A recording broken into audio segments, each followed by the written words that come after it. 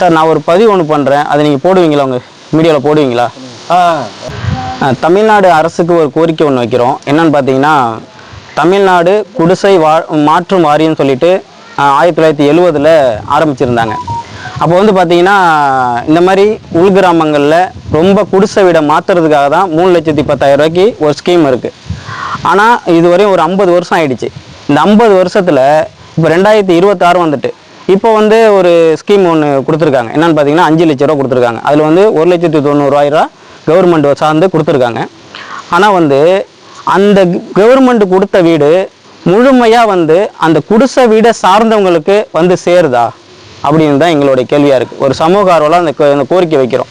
ஏன்னா இப்போ இந்த 50 வருஷத்தில் எத்தனை வீடுகள் கட்டப்பட்டிருக்கு, எத்தனை வீடுகள் வந்து இல்லாமல் இது மாதிரி ஏழை எளிய மக்கள் வயதான தாய்மார்கள்லாம் தவிக்கிறாங்கங்கிறத கவர்மெண்ட்டு ஒரு டீமை ரெடி பண்ணி அந்த உள்கிராமங்கள்லாம் போயிட்டு, ஏன்னா டெல்டா மாவட்டங்கள்னு பார்த்தீங்கன்னா எல்லாம் விவசாய பூமி. இந்த விவசாய பூமி வந்து என்னென்னு பார்த்தீங்கன்னா ஒரு விவசாய நிலத்தை நம்பி தான் இருக்காங்க. அங்கே போனால் அன்றாட ஒரு 700 800 சம்பளத்துக்கு தான் போகிறாங்க. அந்த சம்பளத்தை வாங்கிட்டு வந்து அவங்களோட குடும்பத்தை ரன் பண்ணுறதுக்கு தான் கரெக்டாக இருக்குமே தவிர, அதை தாண்டி அவங்க வீடு கட்டி அவங்க பிள்ளைங்களை படிக்க வைக்கிறதோ இல்லை அவங்க நல்லது கட்டி செஞ்சுக்கிறதுக்கான வாய்ப்பே கிடையாது. இதுக்கான வந்து ஒரு தீர்வு என்னன்னு பார்த்தீங்கன்னா, கவர்மெண்ட்டு நாங்கள் சொல்கிற மாதிரி ஒவ்வொரு உள்கிராமத்துக்கும் போயிட்டு அங்கே போய் பாருங்கள். கிட்டத்தட்ட பார்த்தீங்கன்னா ஒரு உள்கிராமத்தில் ஒரு 300 வீடு இருக்குன்னா அதில் 100 வீடு தான் மாடி வீடாக இருக்குது. அதுவும் அவங்க சொந்தமாக கட்டின வீடாக இருக்கும். பாக்கி எல்லா வீடுமே குடிசை வீடாக தான் இருக்குது. அவ்வளோ பாதிப்பாக வாழக்கூடிய மக்கள் இங்கே நிறையா இருக்கிறாங்க.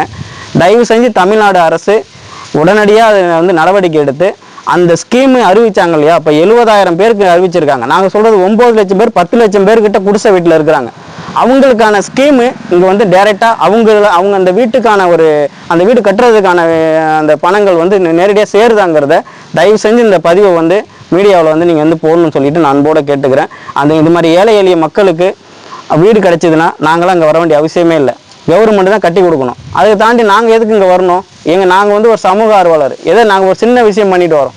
எங்கள்கிட்ட கால் பண்ணி அழுகுறாங்க, இது மாதிரி எங்கள் வீடு இல்லை, நாங்கள் கஷ்டப்படுறோம், எப்படியாவது எங்களுக்கு ஒரு வீடு ஒன்று கட்டி கொடுங்கன்னு சொல்கிறாங்க. ஆனால் அந்த கட்டி கொடுக்கறதான வாய்ப்பு வந்து நாங்கள் ஏதோ தனி நபராக செய்கிறோம். எங்களால் தனி நபராக செய்ய முடிகிற எங்களால் ஏன் இந்த கவர்மெண்ட் பல கோடி ரூபா ஒதுக்குறாங்களால ஏன் செய்ய முடியல?